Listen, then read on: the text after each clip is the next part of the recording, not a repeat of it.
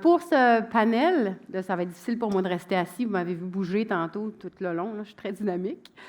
Pour ce panel, on va le panel avec nos panélistes, on va parler anglais pour s'assurer des échanges et que chaque panéliste puisse aussi répondre, rebondir sur ce que l'un et l'une va dire à l'autre.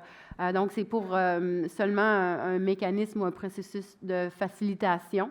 Vous avez la traduction en simultané en virtuel et pour tous ceux qui ont aussi les kits de traduction, vous allez avoir la traduction en simultané. Donc, c'est important pour nous de noter que les échanges vont se faire en anglais, mais c'est pour des fins de facilitation. On a avec nous, et je vais quand même faire l'introduction en français, on a avec nous Dr. Nguyen, gériatre, Geriatrician au Centre hospitalier de l'Université de Montréal. On a aussi McAloney, directeur du Center for Technology Adoption for Aging in the North.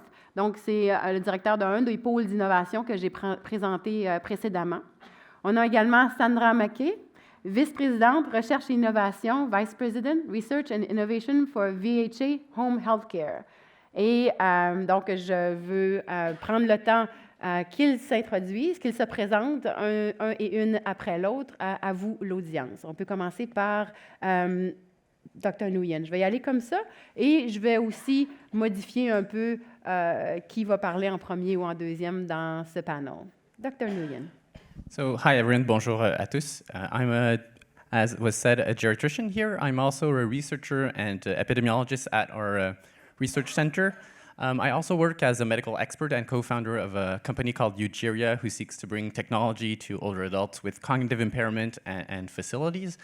I'm really happy to be here. I have this opportunity of bringing these different hats to discuss aging, tech, and what are big issues I see as a clinician, mostly, I guess. So happy to be here. Thank you. We also have Sandra McKay. Good morning, bonjour. I want to say thank you to MedTech Plus, AgeWell, and of course envisAGE for the opportunity to speak today on behalf of the home care sector, which is an important part, as we have seen this morning, of the ecosystem. And so in my role as Vice President of Research and Innovation at VHA Home Healthcare, we provide, 110,000 clients per year or patients per year we see, and 3.5 million visits. I'm also a faculty member at the University of Toronto Institute for Health Policy Management and Evaluation, and a family member of the AgeWell community since its inception. Good morning. We also have McAloney. Hi, everybody. It's wonderful to be here, and thank you so much for the opportunity. I'm the director of the Center for Technology Adoption for Aging in the North, or CTAAN, as we call it. And we support aging in northern and rural communities by making technology available to older adults, caregivers, and the healthcare system that supports them. And we're built on a partnership between Northern Health. We're an AgeWell innovation hub, a proud innovation hub, and we're housed at the University of Northern British Columbia. So we test, pilot, implement, and promote new and existing technologies that can support people aging in our wonderful communities. Look forward to the discussion. If I may, and you do it with fantastic socks. The Jimi Hendrix experience is what it says. I can see from here. Yes. And there's also a mascot or... Rich is all prepared today. The Innovation Hub. Anybody want a C10 moose? And yes, they're everywhere right now. Without further ado, I will start with the first question. Je vais commencer avec la première question. Je vais mentionner la question en français et je vais la répéter par la suite en anglais. La première question va être dédiée à Rich McAloney. So, in French, en français. Quelles sont, d'après vous, les opportunités pour mieux soutenir les aînés et les proches aidantes à l'aide des solutions technologiques qui existent sur le marché, mais aussi celles qui sont en développement? According to you, what are the opportunities to better support older adults and caregivers with existing technological solutions, but also those that are being developed right now?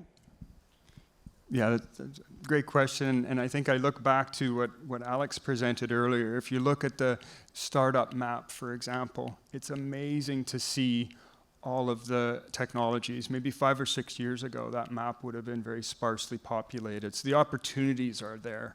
And it's really just about raising awareness, number one, and outreach. If you're not aware of what's out there, how could you possibly see how it would impact your life?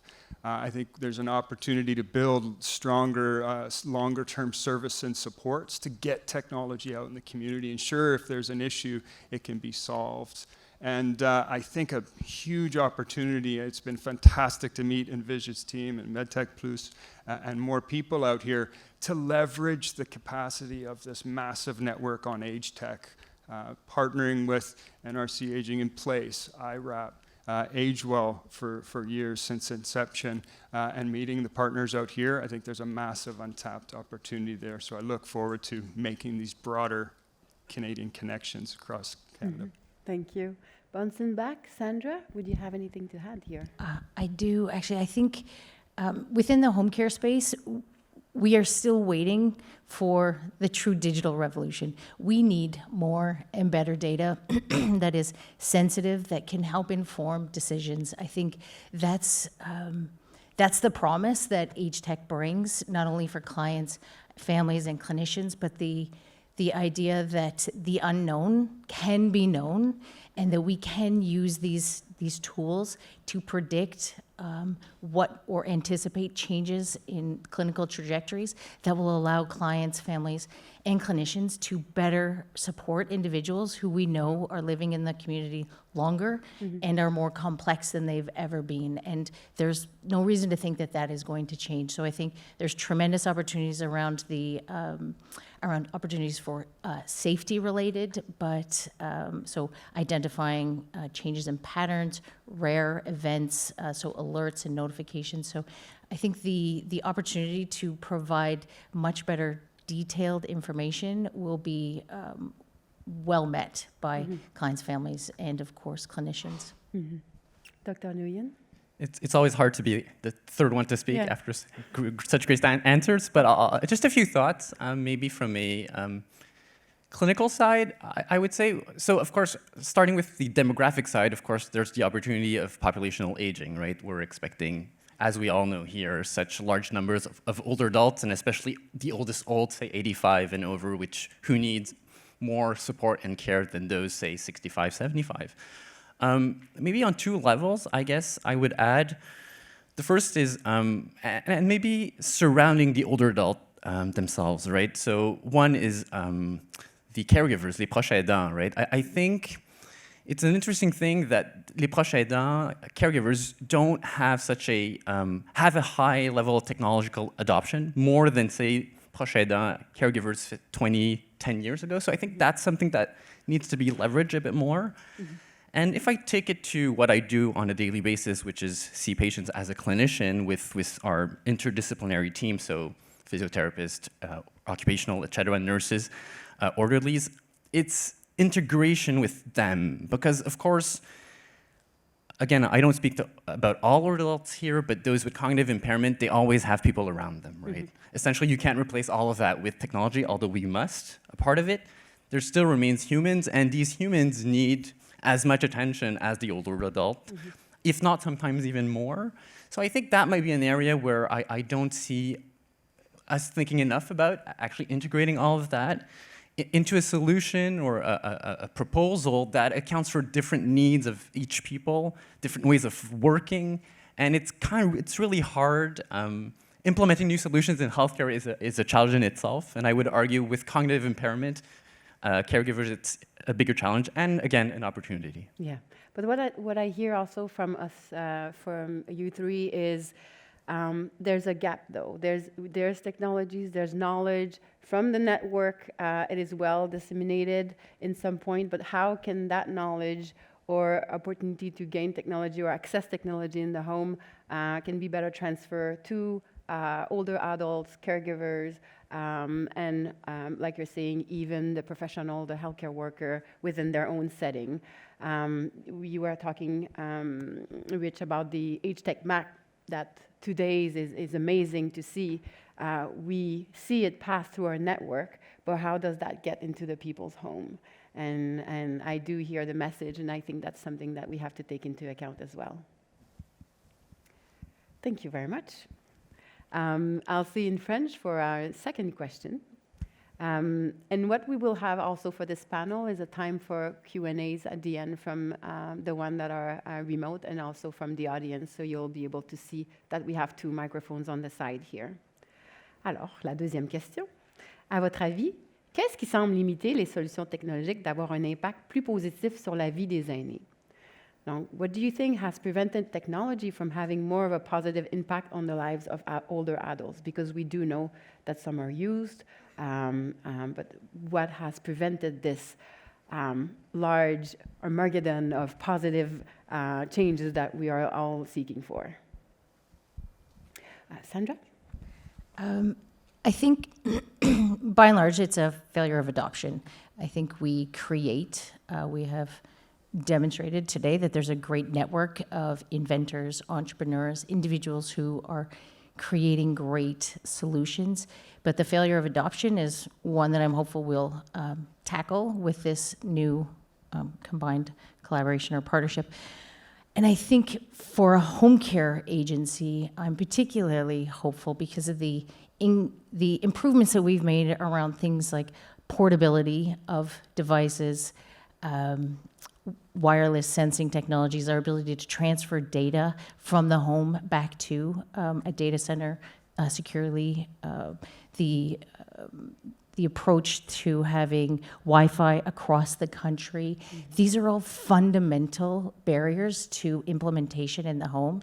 And along with that, so making a great device that can securely talk back to the host is not sufficient. What we also need is individuals to be willing to trial, demonstrate its value and impact in their lives so that they can adopt it. And so I think COVID has ushered in, for clinicians as well as patients and families, a willingness to engage and interact with technologies.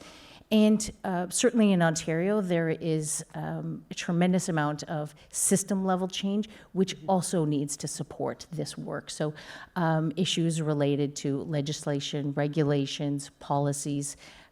There's quite a bit of health system transformation going on, and with that comes a lot of unknowns. It's unpredictable, but an awful lot of opportunity and possibilities as well. And so, things are, I hope, coalescing at just the right time, that we will be able to adopt all of these great pipelines. And that's our hope as a home care agency, is to hook ourselves into this tech pipeline, that when things are ready, we're ready. And I think the ecosystem around us, our local one, is much more able to incorporate that. And you'll see that, I think, across what I think will be many really useful community aging labs. Thank you, Sandra. Dr. Nguyen? Just to bounce off of that, I completely agree that adoption is a huge issue. And maybe 2 thoughts on why the adoption has not been what we could expect with the amount of advancement in technology, sensors, data that we have. Number 1 might be the adoption for the older adult. Again, I'll speak more of cognitive impairment, and little parenthesis here, I think older adults who do not have cognitive impairment just want to be like any younger folks. We always want to be 10 years younger than we are, and we always feel, I guess, at least 10 years younger. That's what my patients tell me. So talking about those with cognitive impairment, the interface of the technology with them, meaning how they interact with the technology, I think there's a huge gap in design. So we have great technology, but do we have the good use case for which they can interact with? For example, we want to communicate them a reminder. We want to So that's I think that counts a lot for adoption, because if the older adult does not want it, it's not going to happen. And of course, it goes to how much intrusion do we want here, if I take the older adult's perspective, right? If we tend to have things that are very non-intrusive, but those do not interact, so they don't support, they don't accompany the older adult to help them with their daily activities. But it's less intrusive, so the adoption is kind of easier, but then it's just partial adoption. So that's one point. The other point, if I take the clinical side, is it's one thing to predict and to have data to predict, and it's another that this prediction changes what I do on a daily basis. And I always come back to that. Age is a tremendously strong predictor about any adverse health outcome. Yet if you use age as a predictor to do something different solely based on age, it's ageism. So as a clinician, sometimes I like to say that ignorance is bliss. You don't want to know stuff that will not change what you'll do. And how to craft the data in such a way that it is useful for clinicians or for caregivers is not easy. And research papers having a strong association is clearly not enough for me to change my practice. So that also needs to be taken into account, and I think it accounts for why it's not as adopted as those who predict think it would be. Rich? When I think about barriers and following on the adoption piece, I think one strategy that we've done and working with partners is a new dementia home that has opened in northern British Columbia. And we've worked for at least the last year, getting together regularly, talking about what technology could be implemented to support care and the individuals, and just having those discussions, selecting, vetting, implementing, but importantly evaluating how that went so that we can inform and develop that framework for moving forward to select technology is something we've done. And I think what I'll just add is also another piece, speaking a common language, and I mean a tech language. One of the pieces of research from the co-founder of CTAAN, Professor Shannon Freeman, did some community research and asked the question of people in the North, how many of you use social media? And 90% said no. But 40% said they used Facebook. So I think getting involved and having constant communication, I think I heard that in Alex's speech as well, is so key to helping reduce these barriers. Can I add maybe? Of course. So it goes to testing, vetting, evaluating, and iterating, right? And using that, co-creation is all about that. And again, I can only speak from my lens, but I find that the cycle of iteration is really slow. And for multiple reasons, right? Because there are so many different stakeholders, and again, with older adults with cognitive impairment, you have the caregiver and the healthcare workers. But if we could reduce that cycle, and not just iterate the product, but the whole cycle from the product to the marketing to getting to using it and using it in the best way, that's another area, right? We have technology, but we might use 50% of it, not even. So Yeah, I think Sandra, you wanted to say something? No, you're good. But let me bounce back. But what I understand, though, and Dr. Nguyen, you spoke about user-friendliness, making sure that there's desirability, either where we are in the continuum of aging. We would see right now technologies that are really intrusive, where you have a sense of, oof, I'm monitored and checked everywhere, everything I do. But some that in our day-to-day are not that intrusive, but can also give us benefits of what we want. Maybe we need to not know what it does for you and it does it, or if we are also in this domain of empowerment, some older adults would want to know what it changes so they can build on that as well. Sandra, I think for the adoption perspective, it's not only the older adults and the community or the caregivers, but it's also the politics, the decision maker. We're talking about a circle of innovation or a pipeline of innovation to be shortened, but we have to consider that everything that's emerging from that needs to be also understood by the decision maker to support that pipeline of innovation. So for us to allow for better adoption. And then with your processes of iteration, adoption, working with the older adults, we are able to tweak and remove the obstacle right away at the beginning. Yeah, thank you for that. I think it's really important. Our third question, and I'm sure I hope I'm okay on time as well. It's a longer question, so bear with me. Comment pouvons-nous assurer que les personnes âgées ne se sentent pas perdues ou laissées pour compte dans un monde où les technologies nouvelles et améliorées sont disponibles, sont utiles, mais pas toujours accessibles ou abordables? How can we ensure that older adults do not feel lost or left behind in a world where the many and new improved technologies are available, are helpful for sure, but not always affordable or accessible? I'll go with Dr. Nguyen right now.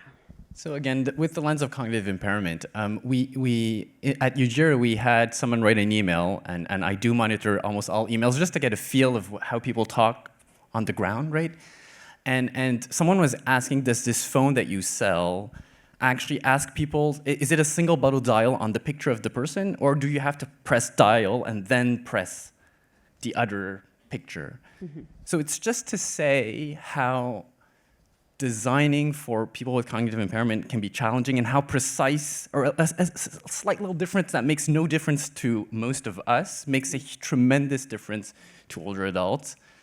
I think, so we typically talk about the digital divide, and I think it's right, and we use the age to talk about digital divide, but I would push to go a little bit further, and then depending on the level of cognitive impairment or motricity, mobility impairment, the solution will need to be quite different, right? And it will need to also adapt to the level of impairment. And we typically view older adults as a big block, and then cognitive impairment as a big block. But it's not going to work if we do that. So of course, there are other considerations like financial resources, but I think we need to, at least as a geriatrician, I would like us to focus more on the interface with cognitive impairment, ensuring that people will not be left out. And just going back to what was said before, there's this theory of self-efficacy, right, from Bandura and psychology, right? And we use it a lot in education and with children, but we should use it also in cognitive impairment. And if we can develop technologies in such a way that people feel self-efficacious, I guess, I'm pretty sure it'll help, one, adoption, but two, also reduce the divide. Mm-hmm, mm-hmm. Perfect. Rich? Yeah, I think, like bringing up again that awareness piece, and just sort of, we also have to be very critical about how we're including everybody. Always ask yourself, who's at the table? Is everybody that needs to be here at the table? And then analyzing the engagement of everybody at the table. We really have to look at what's in it for everybody, and really critically analyze at every stage of what we do. Is that actually occurring? Mm-hmm. Mm-hmm. Sandra, anything to add? I think I believe that it's an important part of your approach, and if you approach with I'm going to say problem first, solution focused approach, and you are engaged with your stakeholders and those individuals.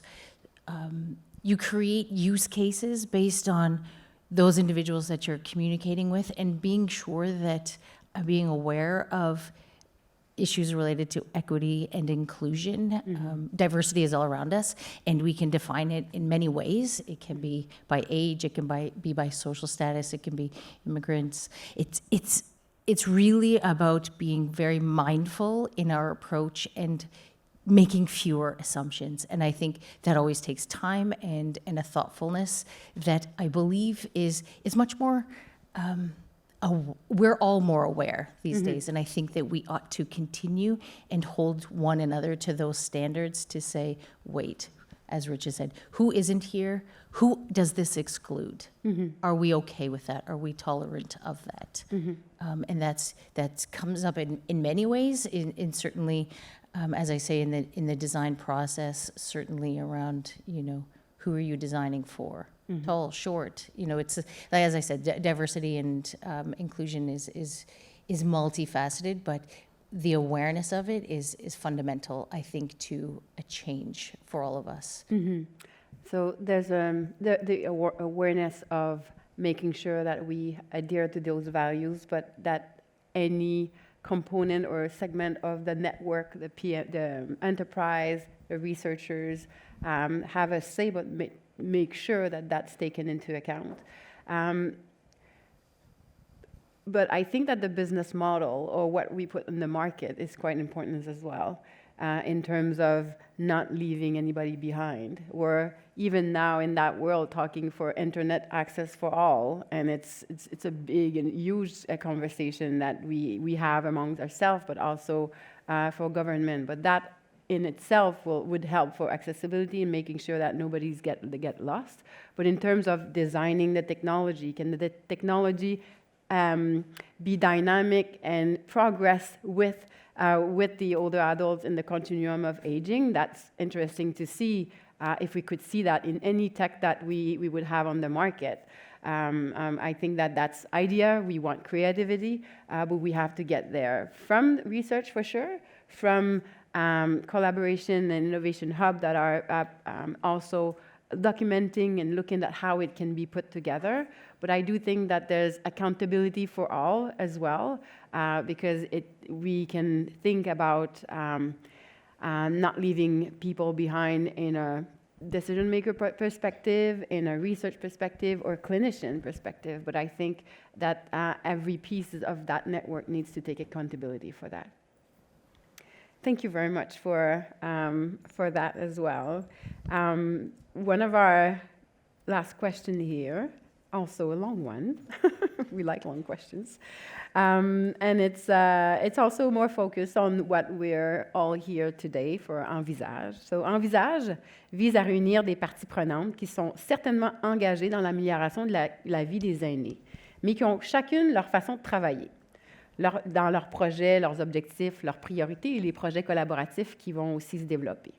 Quels conseils avez-vous à donner pour créer une collaboration et un alignement efficace? Alors, en anglais, envisAGE aims to bring together stakeholders that are certainly committed to improve life for older adults, but will also each have a way of working their own goals and priorities. What advice do you have when it comes to creating effective collaboration and alignment? Sandra, je crois. Thank you. I would say that my answer is framed from 15 years of setting up an embedded research lab within a home care agency. It's one of only a handful that exist in Canada, and you do that through partnerships. That's the only way. And I think we've been very fortunate. We've always had fantastic partners, and that doesn't happen, of course, by accident. Being clear about your expectations, what you need, where finding alignment in your shared priorities and values, being honest with yourself and with your partners is fundamental, I think, and committing to the partnership. You won't always agree. Mm-hmm. I think I'm loath to do it, but I think it might be a Jeff Bezos statement, which is, disagree and commit. Mm-hmm. And you're not always going to agree, but you have to find those places where you're willing to step aside and allow the decision to move forward for the best interest of the partnership. And so being a good partner is simply that, being a good partner and being very mindful of your own steps and actions and the responsibility that you have to the end goal, and being clear about what that end goal is. Thank you. That's it. Yeah. Rich? Yeah, thanks. I think back to years ago, just recognizing it's partner or perish world now. We have to partner to get great things done.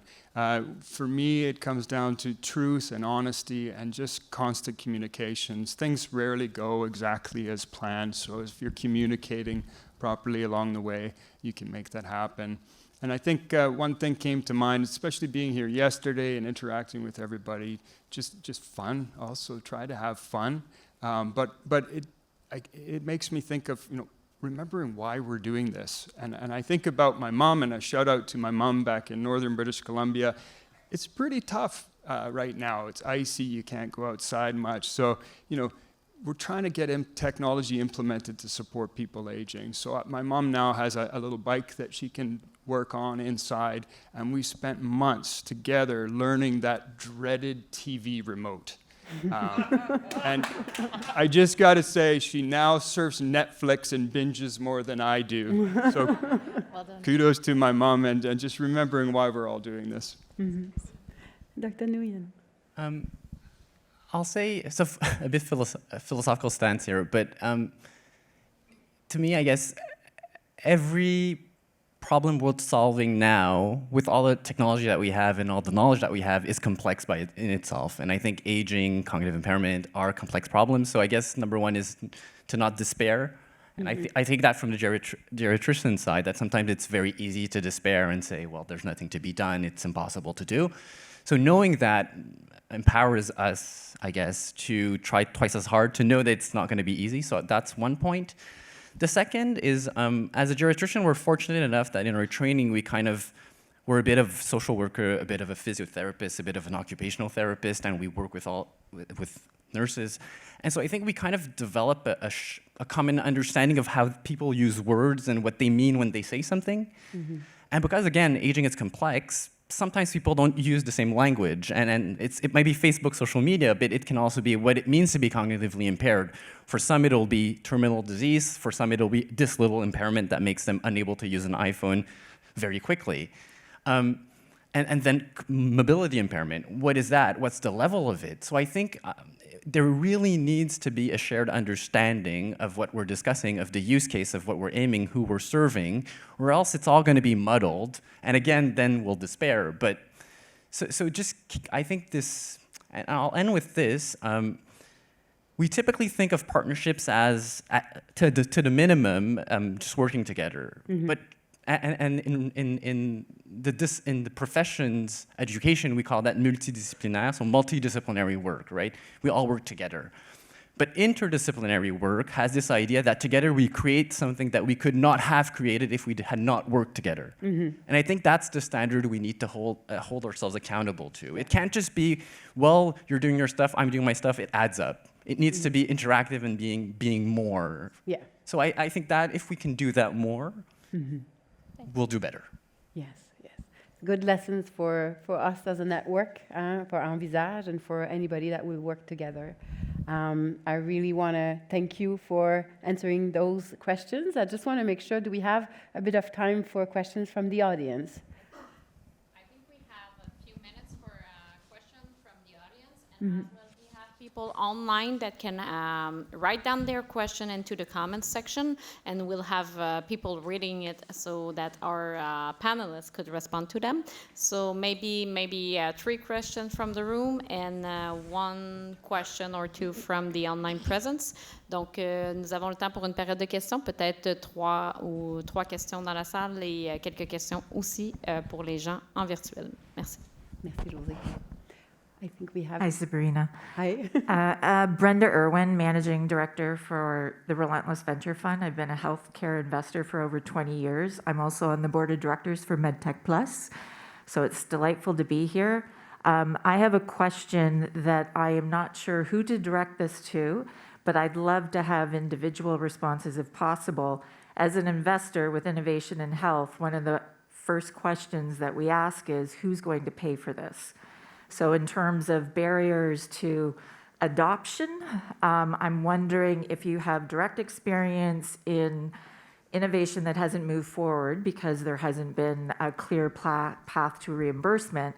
And the second part of the question is, have you experiences in innovative ways and projects and programs that have received funding, which I believe envisAGE is going to potentially provide some filling in of the financing gap.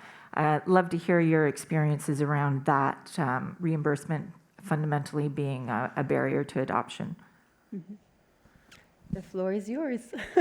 Anybody that wants to answer first?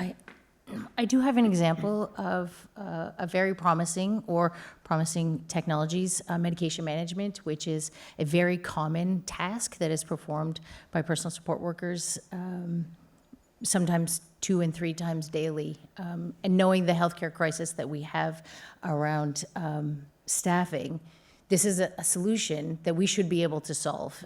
But unfortunately, there aren't the funding pathways. And there are some really great solutions out there that are $500, require that a pharmacist be changed. And so there are barriers to inclusion, but certainly funding remains a significant challenge for home care. The ways in which we are funded is a fee for service, so you must show up at the door to be paid, which has relaxed during COVID, but certainly funding and the ways in which home care or healthcare is funded present significant barriers, which I'm hopeful around. I'm not despairing because health system restructuring is on the way, because the idea that this is no longer a modern system that is meeting the needs is clear to everyone. Dr. Nguyen? I might just have something to add. I don't have a great answer, but maybe just a little light on that. So, and I can only speak for Quebec, right? I think each province has their way of funding what I'm about to speak about. So of course, as a healthcare system, we're centered at the hospital. And I work at a hospital, so I know how our health system thinks about the hospital and then medical care rather than home care and health services. And I think it can be even more challenging, and we've had an experience of that, when we're attempting to do stuff like social isolation to help people with that, or affective needs, then how is that funded? Because it's even far more removed from hospital care. And people in public health will say prevention is really hard to fund. So I just think the age tech sector has this challenge that it's not hospital, it's sometimes home care, but sometimes not even home care. And so getting people to understand that the need is not solely on the hospital acute care part, but goes all the way back to home care and affective needs is really challenging. And I'm not sure the RAMQ, for example, in Quebec here has that kind of clarity in how, again, and it's funny because I almost feel the need to justify how social needs, affective needs are important from a medical perspective, but I shouldn't have to, but I have to, right? Because that's the language that people who have funding speak. Yeah. Rich? I think I'll just add one of the ways that we are looking to address that is working with our partners from the Northern Health Authority and building in every project those questions. How is this going to be procured? So every project has that at the table from the get-go. So when we develop a project with an emerging company, an SME, it's sort of built in from the beginning and hoping that leads to some success. And even in envisAGE, it's to think quite early about sustainability. Yes, there's some funding right now, but it's to think about the years to come.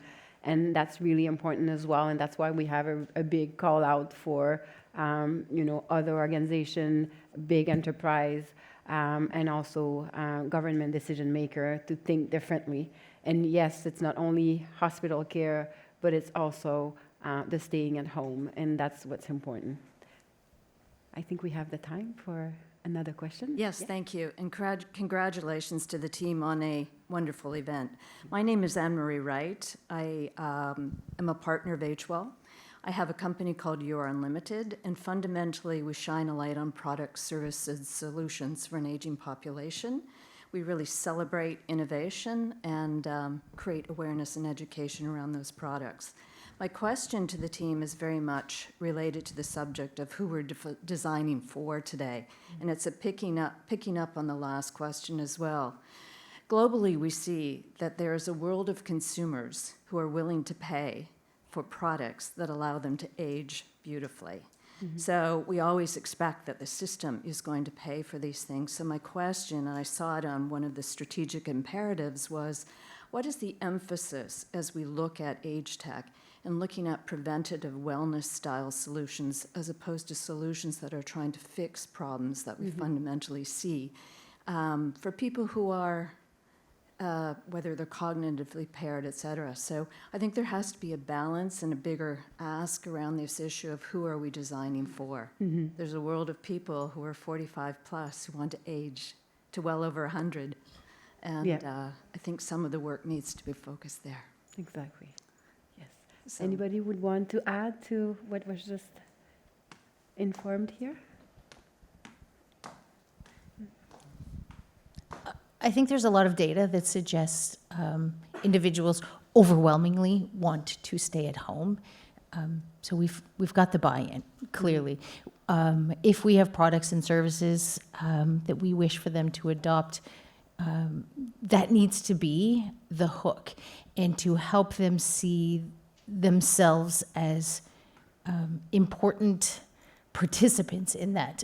And that it's not simply the government's responsibility to keep them well and safe at home. That I think it's clear that's not really the situation and the case for many individuals who feel like they're not getting enough service, that they're not getting enough care. And so can we engage them earlier in their trajectory so that they start to incorporate these So a bit more of a wellness and prevention approach to what we're doing, so that it becomes it's a common part of their life, and not simply a trip to the doctor will solve this, that they are participants in their health and in their wellness. Dr. Nguyen, Rich, any last 2 words so we can close the panel? I'm not sure I'm going to answer the question directly, but of course there are generational dimensions to this, right? Baby boomers will not age the same way as Generation Z, Generation X, Y. And of course, I just want to remind people that the older adults we see who need care now are not even the baby boomers yet. They're just slowly arriving. So imagine the needs that there will be at that time, right? And maybe to the question or the comment, I would say something like, the pie is big enough that I'm not sure we need to unify our approach from 45 to 85. And as a geriatrician, I want to personalize to a single individual I see in front of me.